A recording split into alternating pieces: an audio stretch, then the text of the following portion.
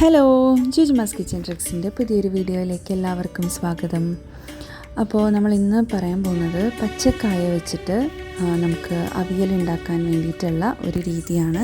അപ്പോൾ നിങ്ങൾ വിചാരിക്കും അവിയലിൽ പച്ചക്കായ ഇടുമല്ലോ എന്ന്. പക്ഷെ അങ്ങനെയല്ല, നമ്മൾ അവിയലിൽ ഒരുപാട് പച്ചക്കറികൾ ഇടുമല്ലോ. പക്ഷെ നമുക്ക് അധികം പച്ചക്കറികളൊന്നുമില്ലാതെ അതേ ടേസ്റ്റിൽ ഉണ്ടാക്കണം എന്നുണ്ടെങ്കിൽ പച്ചക്കായയാണ് ആക്ച്വലി ആ ടേസ്റ്റ് തരുന്ന മെയിനായിട്ടുള്ള ഇൻഗ്രീഡിയൻറ്റ് അവിയലിൽ. അപ്പോൾ നമുക്ക് മുരിങ്ങക്കായ കിട്ടാനില്ലാത്തൊരു സമയമാണ്, അങ്ങനെയൊക്കെ ഉണ്ടെന്നുണ്ടെങ്കിൽ നമുക്ക് മെയിൻ ഇൻഗ്രീഡിയൻറ്റ് ഈ പച്ചക്കായ വെച്ചുകൊണ്ട് അവിയലുണ്ടാക്കുന്ന രീതിയാണ് ജുജുമ്മ കാണിച്ചു തരുന്നത്. അപ്പോൾ നമുക്ക് വേഗം തന്നെ വീഡിയോയിലേക്ക് പോകാം, എങ്ങനെയാണ് ഇത് ചെയ്തെടുക്കുന്നതെന്ന്.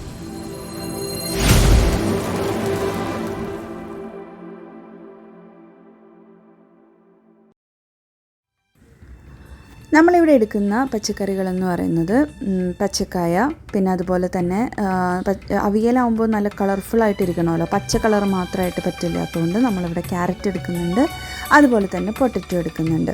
വേറെ ഒരു തരം പച്ചക്കറികളും നമ്മളിതിലേക്ക് ആഡ് ചെയ്യുന്നില്ല. അപ്പോൾ നമുക്ക് ഈ ഓണസദ്യയൊക്കെ ഉണ്ടാകുന്ന സമയത്ത് കുറേ പച്ചക്കറികൾ അരിയണമല്ലോ. അപ്പോൾ നമുക്ക് അങ്ങനെ കുറച്ച് പച്ചക്കറികൾ വെച്ചിട്ട് അതേ ടേസ്റ്റിൽ ഉണ്ടാക്കാൻ പറ്റുവാണെന്നുണ്ടെങ്കിൽ ഇതേപോലെ അവിയലൊക്കെ നമുക്ക് ഇതേപോലെ ഉണ്ടാക്കാം. അപ്പോൾ കായ അരിയുന്ന സമയത്ത് ആ സൈഡിലുള്ള ആ ഒരു അരികുകൾ മാത്രം കട്ട് ചെയ്തെടുത്തിട്ട് ഇതേപോലെ നടു കട്ട് ചെയ്ത് പിന്നെ ഇതുപോലെ ഒരു 5 പീസ് ആക്കുന്ന രീതിയിൽ ഈ ഒരു ഇത്രയും സൈസിൽ വേണം കായ അരിഞ്ഞെടുക്കാൻ വേണ്ടിയിട്ട്. അപ്പോൾ ഇതാണ് അതിൻ്റെ ഒരു പരുവം. അതിനുശേഷം നമ്മൾ ക്യാരറ്റാണ് എടുക്കുന്നത്. ക്യാരറ്റ് ഞാൻ പറഞ്ഞ പോലെ തന്നെ ഇതൊരു കളർഫുൾ ആക്കാൻ വേണ്ടിയിട്ടാണ് നമ്മൾ ക്യാരറ്റ് എടുത്തത്. പിന്നെ പൊട്ടറ്റോ ആണ് എടുത്തിട്ടുള്ളത്. ഇത് എല്ലാ പച്ചക്കറികളും ഈ ഒരു വലിപ്പത്തിൽ വേണം അരിഞ്ഞെടുക്കാൻ വേണ്ടിയിട്ട് കേട്ടോ. ഓണസദ്യ അല്ലാത്തതിലും ഇപ്പോൾ നമ്മളിപ്പോൾ രാവിലെ ജോലിക്ക് പോകുന്ന സമയത്തോ കുട്ടികൾ സ്കൂളിൽ പോകുന്ന സമയത്തൊക്കെ നമുക്ക് ഒരുപാട് പച്ചക്കറികൾ അരിയാൻ സമയമില്ല. അങ്ങനെയൊക്കെയുള്ള സമയത്തും നമുക്ക് ഇതേപോലെ കായ വെച്ചിട്ട് മാത്രമായിട്ടും അതല്ലാന്നുണ്ടെങ്കിൽ ഇതേപോലെ കുറച്ച് പച്ചക്കറികൾ പെട്ടെന്ന് നമുക്ക് ആക്കിയെടുക്കാൻ പറ്റുന്ന ഇതേപോലെ പൊട്ടറ്റോ ഇട്ടിട്ടും അങ്ങനെയൊക്കെ നമുക്ക് ചെയ്തെടുക്കാവുന്നതാണ്.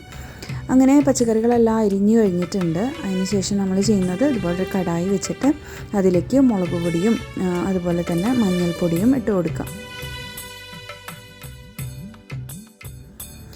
അതിനുശേഷം ഇതേപോലെ കട്ട് ചെയ്ത് വെച്ചിട്ടുള്ള വെജിറ്റബിൾസ് എല്ലാം തന്നെ ചേർത്ത് കൊടുക്കുക. എന്നിട്ട് ഉപ്പിടുക, ആവശ്യത്തിനുള്ള ഈ പച്ചക്കറികൾക്ക് ആവശ്യമായിട്ടുള്ള ഉപ്പിട്ടിട്ട് നല്ലതുപോലെ ഒന്ന് ഇളക്കി കൊടുക്കുക. നമ്മുടെ ഈ മുളക് പൊടിയും മഞ്ഞൾപ്പൊടിയും എല്ലാം ഇതിലേക്ക് എത്തുന്ന രീതിയിൽ നന്നായിട്ടൊന്ന് ഇളക്കി കൊടുക്കുക. എന്നിട്ട് അടച്ചു വെച്ചിട്ട് ഒരു 5 മിനിറ്റ്, ഒരു 5-7 മിനിറ്റൊക്കെ ആകുമ്പോഴത്തേനും വേഗം വേവുന്ന പച്ചക്കറികളായതുകൊണ്ട് തന്നെ വേഗം തന്നെ വെന്ത് കിട്ടും. അപ്പോഴത്തേനും നമുക്ക് അരപ്പുണ്ടാക്കാൻ വേണ്ടിയിട്ട് തേങ്ങ ചെരുവിയതെടുത്തിട്ടുണ്ട്. അതിലേക്ക് ജീരകം വേണം, പിന്നെ അതുപോലെ തന്നെ ഉള്ളിയും പച്ചമുളകുമാണ് വേണ്ടത് കേട്ടോ. അങ്ങനെ അതെല്ലാം തന്നെ ഒന്ന് ചതച്ചെടുത്തിട്ടുണ്ട്. നമ്മളിതിലേക്ക് നല്ല ജീരകമാണ് എടുക്കുന്നത് കേട്ടോ. അങ്ങനെ ഒന്ന് ചതച്ചെടുത്തിട്ട് നമ്മൾ തേങ്ങയുടെ മിക്സ് റെഡി ആകുമ്പോഴത്തേനും പച്ചക്കറികളും വെന്ത് കിട്ടിയിട്ടുണ്ടാവും. വെള്ളമൊക്കെ വറ്റി പച്ചക്കറികൾ നന്നായിട്ട് വെന്ത് കിട്ടിയിട്ടുണ്ട്. നമ്മുടെ കാഴ്ചയ്ക്കും നമുക്ക് നോർമലി നമ്മൾ അവിയൽ ഉണ്ടാക്കുന്ന പോലെ തന്നെയല്ലേ തോന്നുള്ളൂ, അധികം ഐറ്റംസ് ഇല്ല എന്നൊന്നും നമുക്ക് കണ്ടു കഴിഞ്ഞാൽ മനസ്സിലാവുന്നില്ല അല്ലേ. അപ്പോൾ അതാണ്. ഇനി നമ്മളിതിലേക്ക് ആഡ് ചെയ്ത് കൊടുക്കുന്നത് തൈരാണ്. അധികം പുളിയില്ലാത്ത കട്ട തൈരാണ് ആഡ് ചെയ്ത് കൊടുക്കുന്നത്. ഏകദേശം ഒരു 3 ടേബിൾ സ്പൂൺ നമുക്ക് ചേർത്ത് കൊടുക്കാവുന്നതാണ്. ഭയങ്കര പുളിയായിട്ട് പോകാൻ പാടില്ല, ഭയങ്കര ലൂസായിട്ടുള്ള തൈരും ആവാൻ പാടില്ല. നല്ല കട്ടയുള്ള തൈരായിരിക്കണം, പുളി കുറവുള്ള തൈരായിരിക്കണം.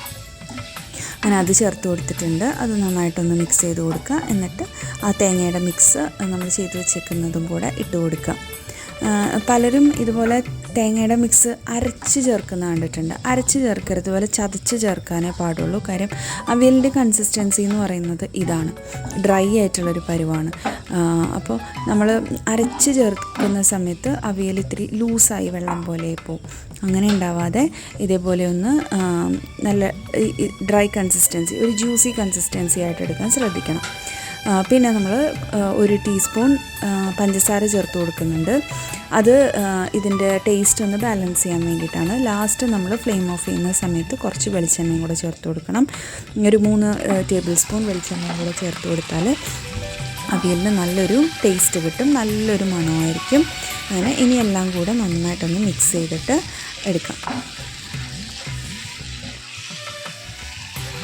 ഓണസദ്യക്ക് സമയം ലാഭിക്കാൻ വേണ്ടിയിട്ട് ഉള്ള ഒരു അവിയൽ റെസിപ്പിയാണിത്. അതേപോലെ തന്നെ ഇത് ഉമ്മ ഞങ്ങൾക്ക് സ്കൂളിലേക്ക് കൊണ്ടുപോകാനൊക്കെ വേണ്ടിയിട്ട് ചെയ്ത് തന്നിരുന്ന അവിയലായിരുന്നു. അപ്പോൾ അതുകൊണ്ടാണ് നമുക്ക് പെട്ടെന്ന് അധികം വെജിറ്റബിൾസ് ഇല്ലാത്തതുകൊണ്ട് പെട്ടെന്ന് തന്നെ ചെയ്തെടുക്കാൻ പറ്റുന്നതാണ് കേട്ടോ. അപ്പോൾ നിങ്ങൾ ഇതേപോലെ ഒന്ന് ട്രൈ ചെയ്ത് നോക്കുക. ടേസ്റ്റ് വൈസ് ഇതിനൊരു വ്യത്യാസമില്ല, അതേപോലെ തന്നെയാണ് നോർമൽ നമ്മൾ കുറേ പച്ചക്കറികൾ ചേർക്കുന്നത് പോലെ തന്നെയാണ് ടേസ്റ്റ് വൈസ്. അടുത്തതായിട്ട് ഒരു ഡിഫറെൻ്റ് ആയിട്ടുള്ളൊരു തോരൻ ഉണ്ടാക്കി നോക്കാം നമുക്ക്. പച്ചക്കായ വെച്ചിട്ട് സാധാരണ നമ്മൾ ഉണ്ടാക്കുന്നതിൽ നിന്നും കുറച്ച് വ്യത്യസ്തമായിട്ടുള്ള ഒരു തോരൻ. ഇതും ഓണസദ്യയിൽ നമുക്ക് ഉൾപ്പെടുത്താവുന്ന ടൈപ്പ് ഒരു തോരനാണ്. അപ്പോൾ അതിന് വേണ്ടിയിട്ട് ഇത് നുറുക്കുന്നതിൽ ഒരു വ്യത്യാസമുണ്ട്. അപ്പോൾ നമുക്ക് എങ്ങനെയാണെന്നുള്ളത് നോക്കാം. ഇതേപോലെ നമുക്ക് പാർട്സ് ആക്കിയിട്ട് ആദ്യം ഇതിനെ നുറുക്കിയെടുക്കുക. സൈഡ് അരിക് കട്ട് ചെയ്തെടുത്തിട്ട് നുറുക്കിയെടുക്കുക. എന്നിട്ട് ഇങ്ങനെ ഇതേ ഷേപ്പിൽ വേണം നുറുക്കാൻ വേണ്ടിയിട്ട്. നമ്മൾ നോർമലി തോരൻ അരിയുന്ന സമയത്ത് ചെറുതാക്കിയല്ലേ നുറുക്കുന്നത്. അതല്ലാതെ ഈ ഒരു അളവിൽ ഈ ഒരു ഷേപ്പിൽ വേണം ഈ തോരന് വേണ്ടിയിട്ട് നമുക്ക് നുറുക്കിയെടുക്കാൻ വേണ്ടി. മെഴുക്ക് പുരട്ടിയിൽ നിന്നും ഡിഫറെൻ്റാണിത്. മെഴുക്ക് പുരട്ടിയുടെ പോലെയല്ല നമ്മളിത് ഉണ്ടാക്കുന്നത് കേട്ടോ. ആദ്യം നമുക്ക് കായ ഒന്ന് വേവിച്ചെടുക്കാം. ഒരു പാൻ വയ്ക്കുക, അതിലേക്ക് കായ ഇട്ട് കൊടുത്തിട്ട് വെള്ളം ഒഴിച്ച് അതിനെ നമുക്കൊന്ന് വേവിച്ചെടുക്കാം. അതിലേക്ക് കുറച്ച് ആവശ്യത്തിനുള്ള ഉപ്പ് ചേർത്ത് കൊടുക്കുക. നമുക്ക് കായ വേവുമ്പോൾ ആവശ്യത്തിന് ആവാൻ വേണ്ടിയിട്ടുള്ള അത്രയും മാത്രം ചേർത്ത് കൊടുക്കുക. നല്ലതുപോലെ ഒന്ന് മിക്സ് ചെയ്യുക. എന്നിട്ട് അടച്ചു വെച്ചിട്ട് വേവിച്ചെടുക്കാം.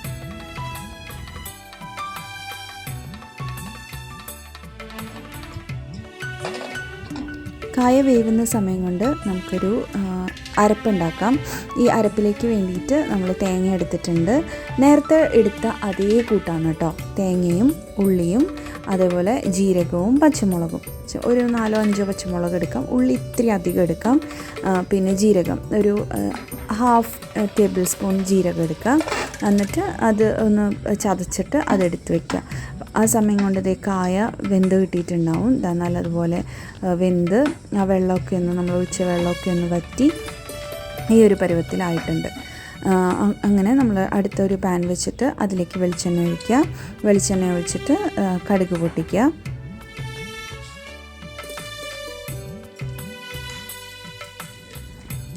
കടുക് പൊട്ടി വരുന്ന സമയത്ത് അതിലേക്ക് കുറച്ച് കറിവേപ്പില ചേർത്ത് കൊടുക്കാം. കറിവേപ്പില ചേർത്ത് പിന്നെ നമ്മൾ വെച്ചിരിക്കുന്ന അരപ്പുണ്ടല്ലോ തേങ്ങയുടെ, അതാണ് ആദ്യം ചേർത്ത് കൊടുക്കുന്നത്. ഈ വെളിച്ചെണ്ണയിലേക്ക് അതിട്ട് കൊടുക്കുക.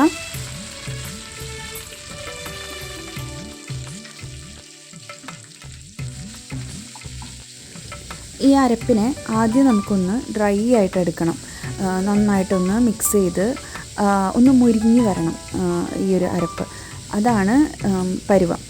അപ്പോൾ കുറച്ച് സമയം ഒരു 2 മിനിറ്റോളം കൈവിടാതെ ഒന്ന് ഇളക്കി കൊടുക്കുക.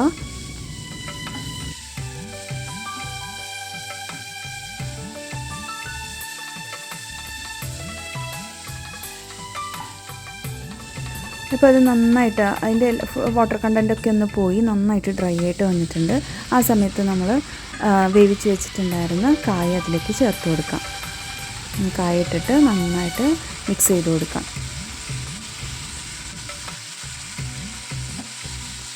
നമ്മുടെ നോർമൽ മെഴുക്ക് പുരട്ടിയിൽ നിന്ന് ഇതിലുള്ള വ്യത്യാസം എന്ന് പറഞ്ഞു കഴിഞ്ഞാൽ ഇത് പൊടികളൊന്നും തന്നെ നമ്മളിതിലേക്ക് ചേർത്ത് കൊടുക്കുന്നില്ല. ആ ഒരു ഒത്തൻറ്റിക് ആയിട്ടുള്ള കായയുടെ ടേസ്റ്റ് തന്നെയാണ് ഇതിന് വരിക. വേറെ മസാലകളൊന്നും നമ്മൾ ചേർക്കുന്നില്ല. തേങ്ങയും ഉള്ളിയും ജീരകവും ഒക്കെ ചേർന്നിട്ടുള്ള ആ ടേസ്റ്റാണ് ഈ ഒരു തോരനുള്ളത്. പിന്നെ ഒരുപാട് ഇങ്ങനെ കുഴഞ്ഞു പോകുന്നൊരു ടൈപ്പുമല്ല. മെഴുക്ക് പുരട്ടി ആകുമ്പോൾ എത്ര കുഴയുന്നോ അത്രയും ടേസ്റ്റി അല്ലേ. ഇത് അങ്ങനെ കുഴഞ്ഞു പോകേണ്ട ആവശ്യമില്ല. അല്ലാതെ തന്നെ എടുക്കുന്ന ഇതേപോലെ കുറച്ച് ഡ്രൈ ആണ്. അങ്ങനത്തെ ഒരു പരുവത്തിലാണ് നമ്മൾ ഈ തോരൻ ഉണ്ടാക്കിയെടുക്കുന്നത്. ഇതും ഒരു ഡിഫറെൻ്റ് ആയിട്ടുള്ള ഒരു റെസിപ്പിയാണ്. നമുക്ക് ഇതും ഓണസദ്യയിൽ ട്രൈ ചെയ്ത് നോക്കാവുന്നതാണ്. ഇനിയിപ്പോൾ ഓണസദ്യ എല്ലാന്നിരിക്കട്ടെ, ഇതിൻ്റെ ഏറ്റവും നല്ല കോമ്പിനേഷൻ എന്ന് പറയുന്നത് ബീഫ് ഫ്രൈ ആണ്. ചോറിൻ്റെ കൂടെ ഇതും ബീഫ് ഫ്രൈയും കൂട്ടിയാലും അടിപൊളി കോമ്പിനേഷനാണ്. ട്രൈ ചെയ്ത് നോക്കൂ കേട്ടോ.